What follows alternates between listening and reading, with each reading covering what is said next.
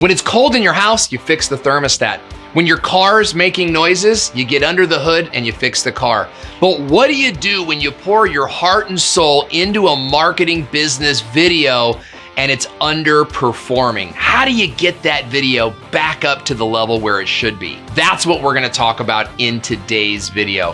How do you take an underperforming YouTube video and make it shoot right back up to the top of your analytics? Hi, I'm Owen Video, and I'm DigitalMarketer's YouTube growth expert. And this question affects every business owner, every marketer, and every YouTube creator.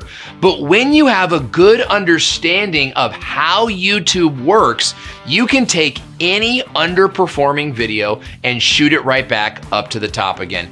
Case in point, I'm working with a client in Austin, Texas. He's a broker, oversees so many real estate agents, and he produced a video that only had 50 views. Sorry, Ryan, I'm telling your story. But here's what happened. I knew how to look at that video and I knew exactly what was wrong with it. So we changed it, and within the hour, we had 650 views on that video. What do we do? Well, let's talk about it right now. First of all, how do you know if a video is underperforming? Well, we just did a video that covered some of the most important metrics that you need to know. And if you want to watch that video later, you can go watch that. But let's just assume that you've produced a video and it's not performing well. It's not getting views, you're not getting comments, and it's certainly not being shared in the algorithm, where there's 3 ways to know that a video is not performing up to par. The first is ranking by views. If your video is ranking a 10 out of 10 or a 9 out of 10 or a 4 out of 10, then the core message that you should receive is that the video title is not resonating with your audience. Change the title, change the trajectory of the video. That's your first line of defense. And that's exactly what we did with Ryan's video. We changed the title. It was something boring. It was something like, this guy decides how to do blah, blah, blah, blah, blah, blah, super boring. So we changed the title to Inflation is Going Nuts, all capital letters, and immediately we attracted about 600 more views. So if your video ranking by views is low, change the title. The next thing we want to look at is your click-through rate. And your click-through rate refers to how many people see the video on their screen and click on it. Now, your click-through rate should be between 7 and 10%, but if it's hovering at 2% and 3%, then change the thumbnail. In fact, when we make videos at our company, we make every video with 2 different styles of thumbnails.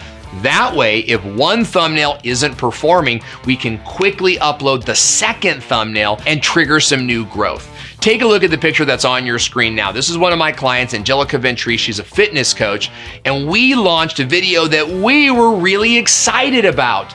But as you can see by the graph here, it was not performing. The gray line indicates the last video. The blue line indicates the performance of this video. So as that blue line started to tank, we immediately changed the thumbnail, and immediately we saw a spike in the video growth, propelling it to one of the top producing videos on the channel. So if your click-through rate is low, change the thumbnail as quickly as possible. Finally, there's your average view duration. And I'm gonna give you a trick here you've never heard anywhere else before. But with YouTube videos, the most important part of your video is the opening hook. We call this the G section in the great video formula. You've got to grab the viewer's attention.